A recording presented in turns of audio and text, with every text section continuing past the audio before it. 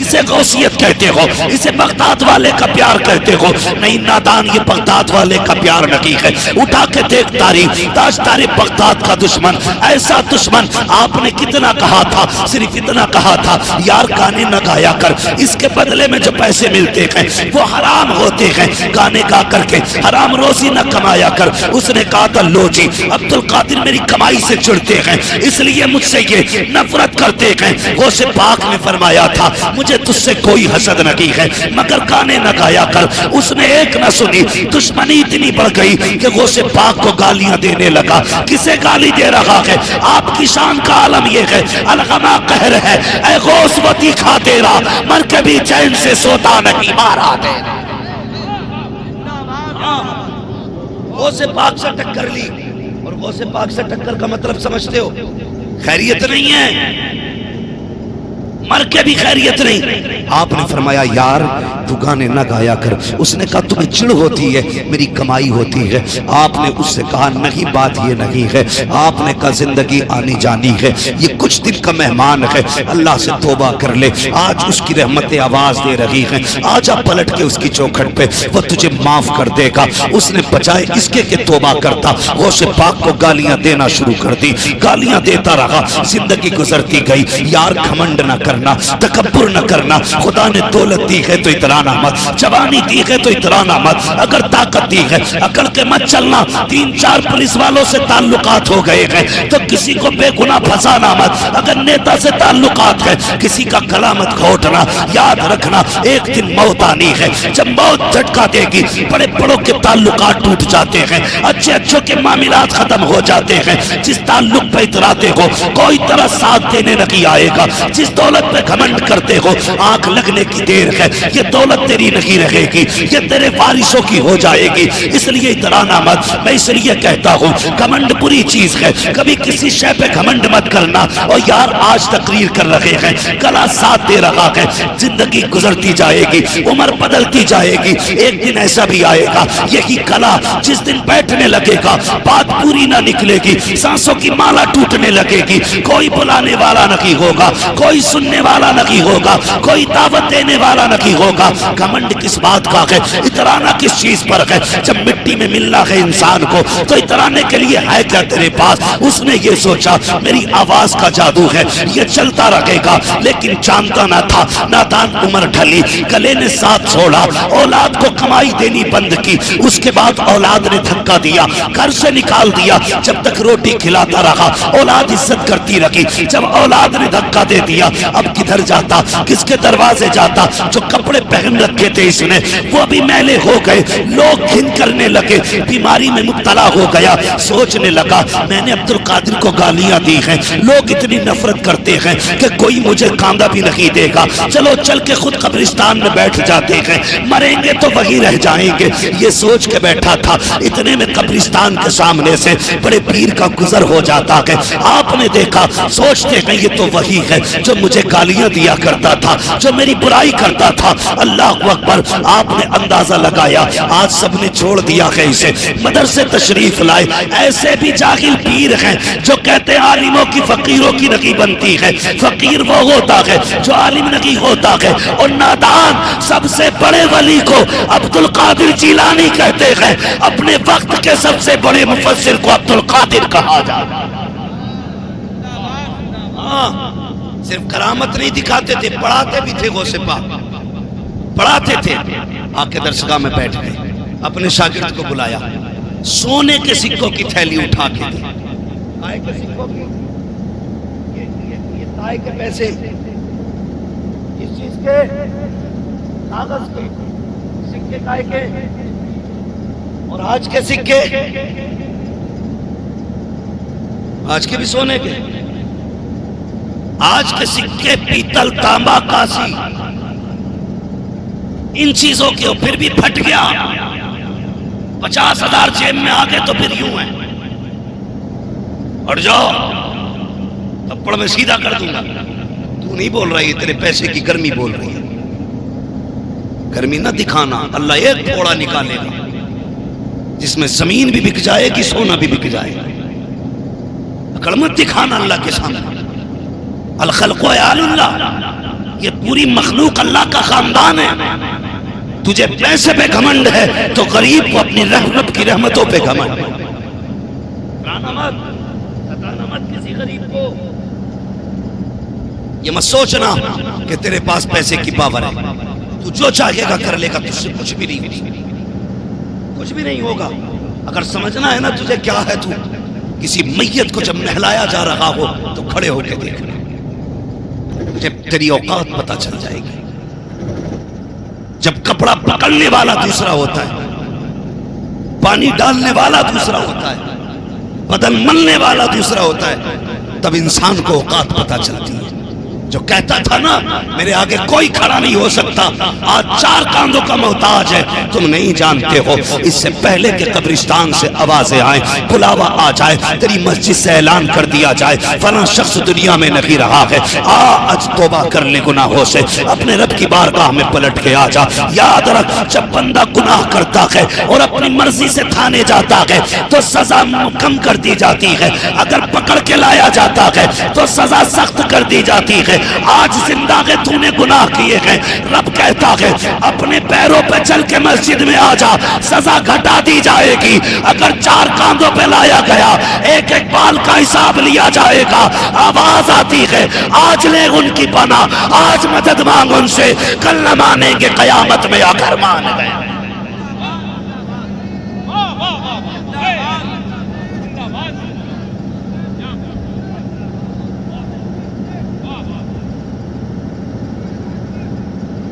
جو ہے آپ لوگوں کی کمنٹ کریں گے، اکڑیں گے کسی چیز پہ، کسی کو پاور دکھاؤ گے.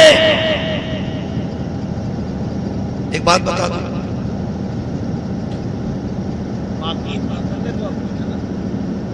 اگر اللہ بندے کو مجبور کرنا چاہے نا، 1 سیکنڈ میں ساری کائنات کو سجدے میں گرا دے.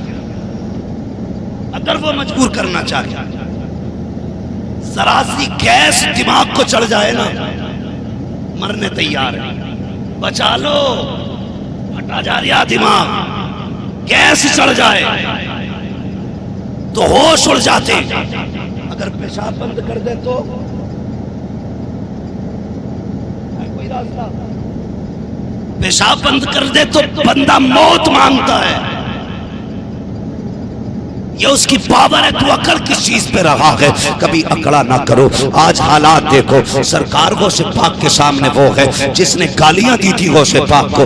آج مجال ہے اگر باپ بیٹے کو تھپڑ مار دے، بیٹا کہتا نہیں ابا سے سلام نہیں کروں گا، چوراہے پہ کھڑا تھا میرے باپ نے تھپڑ مار دیا تھا، بڑے بھائی سے بات نہیں کروں گا، 4 لوگوں کے سامنے بڑے بھائی نے ذلیل کر دیا تھا، اور تجھے شرم نہیں آتی؟ باپ کے تھپڑ سے تجھے لگتا ہے تیری عزت جا رہی ہے؟ خدا کی قسم جو باپ کے تھپڑ برداشت کرتے ہیں اللہ انہیں عزتوں کی معراج عطا فرما دیا کرتا ہے.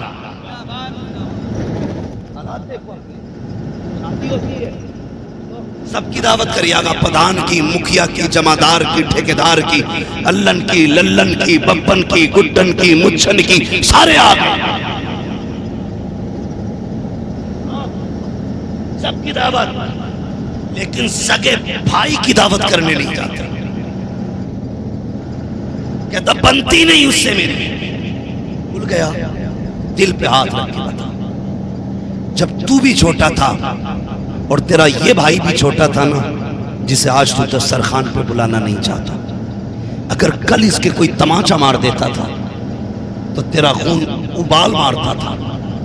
جب تیری عمر 10 سال تھی تو اپنے 8 سال کے بھائی کے لیے بڑے بڑے سے لڑ جاتا تھا، تو اپنے وجود سے زیادہ سے لڑتا تھا. کہتا تھا ہمت کیسے ہوئی میرے بھائی پہ ہاتھ اٹھانے کی؟ کل تیرے اور اس کے بیچ یہ رشتے تھے. آج کس کی نظر لگ گئی کہ جب تم جوان ہو گئے تو گھروں میں دیواریں کھنچ گئی، بھائی بھائی کا دشمن بن بیٹھا. بھول گیا یہ تیرے بغیر کھاتا نہیں تھا. اگر تجھے 5 روپے ملتے تھے تو اپنے بھائی کے لیے تو شامل چیز لے کے آتا تھا. آج اپنے بھائی کا گلا کاٹنے تیار ہے 1 بیسا زمین کے لیے. یہ انسانیت ہے؟ ذرا سوچ کے مجھے بتا کس کے خلاف مقدمہ کر رہے تھے؟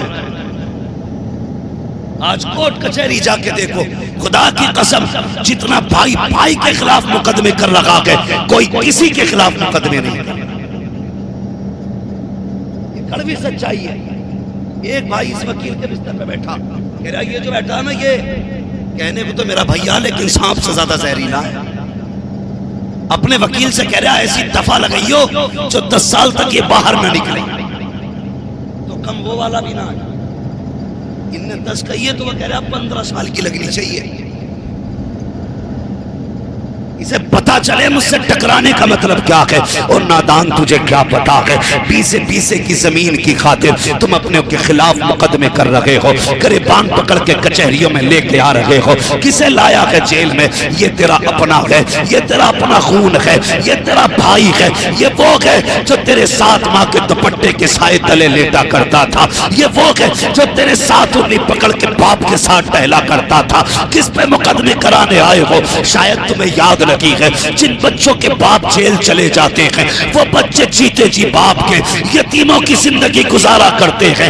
اگر تو نے پیسے کے بل پہ، طاقت کے بل پہ، اپنے تعلقات کے بل پہ غریب بھائی کو جیل کے اندر پہنچا بھی دیا تو یاد رکھنا تجھے کیا لگتا ہے تیری واہ واہ ہو جائے گی، لیکن اس کے بچے اگر یتیموں کی زندگی گزاریں گے تو یہ مت سمجھنا کسی کو خبر نہیں ہوئی ہے۔ خدا کی قسم جب کوئی بے وفا، جب کوئی مظلوم روتا ہے یا بچہ روتا ہے تو کسی کو خبر ہو نہ ہو مصطفیٰ کو خبر ہو جایا کرتی ہے۔ آواز آتی ہے خنجر چلے کسی پہ، تڑپتے ہیں ہم امیر، سارے جہاں کا درد ہمارے جگر میں۔ اس لیے بھائی بھائی کے خلاف معاف کرو، اگر ہو سکتا ہے اگر 11ویں والے ہو تو معاف کرو،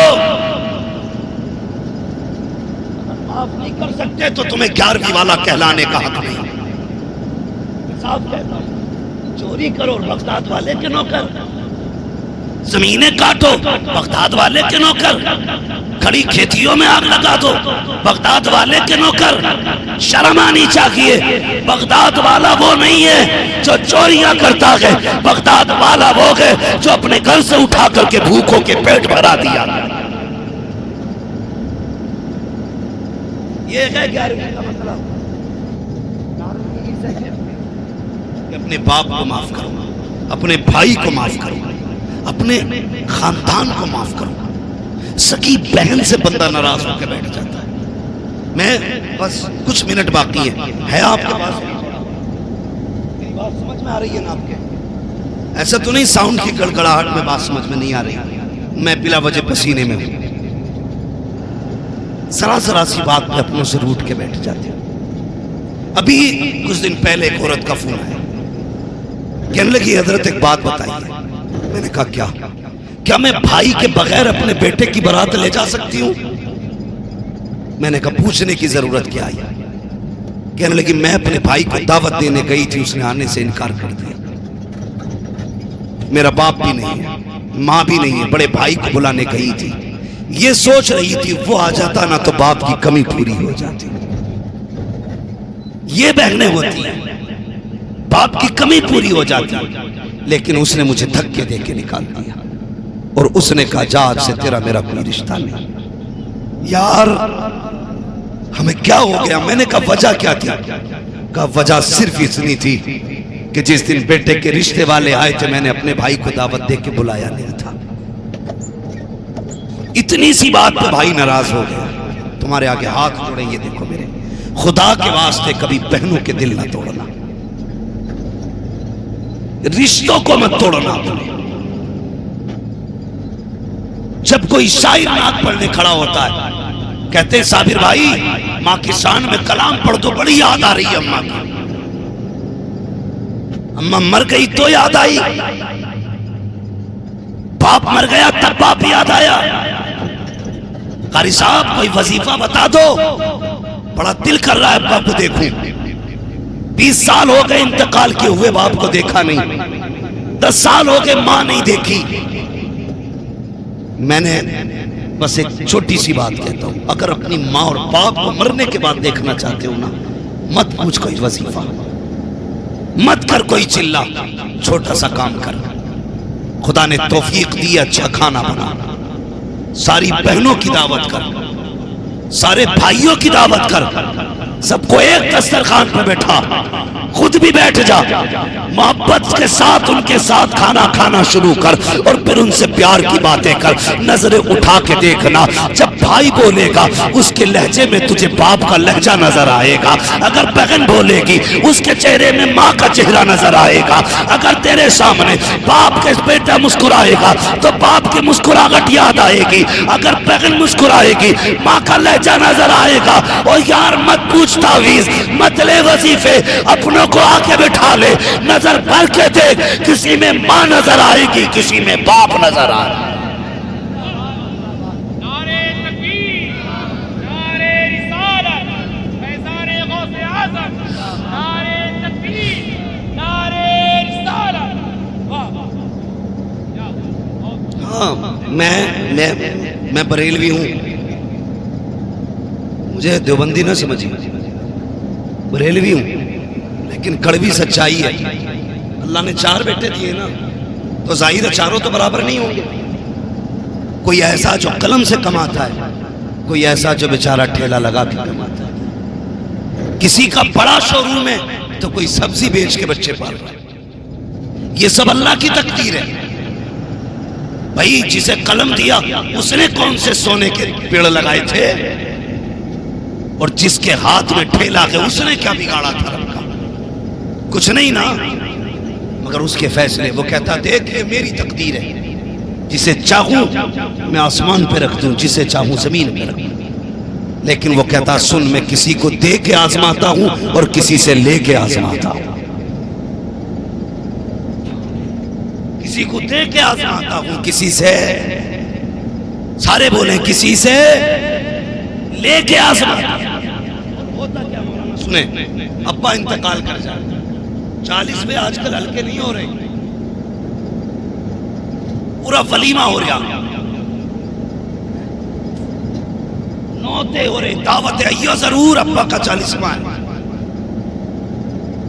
تو ظاہر ہے بھائی، ایک بیٹا وہ ہے جس کے پاس کثرت سے پیسہ ہے، ایک بیٹا وہ ہے جو غریب ہے، تو یہ پیسے والا اس سے کہتا پورے دے آدھے، وہ کہتا یار بچے مشکل سے پل رہے ہیں، مجھ پہ 30,000 نہیں تجھے دینے کے لیے، 5 میں کام چلا لے۔ کہتا 5 بھی اپنے پاس رکھ، نہیں چاہیے مجھے تیرا پیسہ۔ اس کے بعد پیسے والا 8 بھگونے بریانی، 10 بھگونے، 20 بھگونے، 40 ٹھیکے بنواتا ہے، اور اس کے بعد سب سے کہتا گھومتا ہے اس کی اوقات نہیں تھی ابا کے 40ویں میں حصہ لے لیتا، یہ میں نے کیا ہے، اس کی اوقات نہیں تھی یہ ابا کے 10ویں میں حصہ لے لیتا، یہ سارا پیسہ میں نے دیا ہے۔ جب اس طرح کی باتیں کہتا ہے تجھے کیا لگتا ہے تیری 40 ٹھیکوں سے باپ کی روح کو آسانی ہوگی؟ باپ قبر میں مسکرائے گا؟ نہیں، خدا کی قسم ایسی 40 ٹھیکوں پہ لانا جو بھائی کو ذلیل کر کے بنائی جائیں۔ اگر ابا کو راضی کرنا تھا نہ بناتا 40 ٹھیکے، نہ بناتا 10 ٹھیکے۔ اگر بھائی غریب تھا ہاتھ پکڑ کے لاتا، کھانا بناتا، آگے بیٹھاتا غریب کو، اسی پہ وعدہ پڑھ دیتا، اپنے ہاتھ سے غریب کو لقمہ کھلاتا، کہہ دیتا بھائی دل چھوٹا مت کرنا، آج کے بعد باپ کی ذمہ داری میں پوری کروں گا۔ ادھر غریب راضی ہوتا، ادھر قبر میں تیرے باپ کی روح راضی ہو جائے۔ یہ ہے سب سے بڑا 40واں، اسے نہیں کرے گا کوئی۔ اگر کوئی روٹی نہ کھلائے تو ہم جینے نہیں دیتے، کیوں نہ، میرے ابا کا 40واں تو کھایا تھا۔ بند کرو یہ تماشے، یہ جس کا حق ہے انہیں دو۔ میت کی روٹی پہ غریب، لوگ کہتے ہیں پہلے جینا مشکل تھا، آج میں کہتا ہوں مرنا مشکل ہے۔ بس میں تیرے ایک پلیٹ چاول اگر تیرے حلق سے نہ اترے مر جائے گا تو، کچھ نہیں ہوگا نا۔ اگر اتر گئے تو 10-12 کوئنٹل بڑھ جائے گا تو، نہیں نا۔ مگر تیری ایک پلیٹ سے کسی غریب کے گھر کی جو ہے نا دولت کا جنازہ نکل سکتا ہے۔ لوگ قرضے لے لے کے 40ویں کر رہے ہیں، زیور گروی رکھ رکھ کے بیوائیں 10ویں کر رہی ہیں شوہر کی، اور ہماری قوم کو کھانے سے فرصت نہیں۔ ناک تک بھرنے سے فرصت نہیں، کہتے یہ مسلک اعلیٰ حضرت ہے۔ نہیں پیارے، یہ مسلک اعلیٰ حضرت نہیں ہے۔ اگر تجھے پتا تھا کوئی غریب اپنے پیچھے یتیم چھوڑ کے گیا ہے، اس کے یہاں کفن کے بھی پیسے نہیں ہوں گے، شاید اس کے یہاں پر تختے اور لکڑی کے پیسے نہ ہوں، تو اپنی جیب میں 500 روپے ڈال، جا مرنے والے کے گھر پتا کر اس کا بیٹا کہاں ہے، دیکھ کہیں یتیم دیوار سے لگ کے رو رہا ہوگا، کہیں پہ کوئی یتیم بیٹی زمین پہ بے ہوش پڑی ہوگی، اس یتیم کی جیب میں اپنی جیب سے 500 روپے نکال کے ڈال دے، خدا کی قسم ادھر یتیم کا بھلا ہوگا، مرنے کے بعد خدا تیرا بھلا کر ڈالا۔ یہ مسئلہ کیا ہے؟ شاید کچھ لوگوں کو بری لگ رہی ہوگی، مولوی نے یاد رکھنا جیسی کرنی ویسی، سارے بولے جیسی کرنی ویسی بھرنی۔ اگر دوسرے کے سر پہ چڑھ کے کھاؤ گے تو یہ دوسرے تمہارے سینے پہ چڑھ کے کھائیں گے۔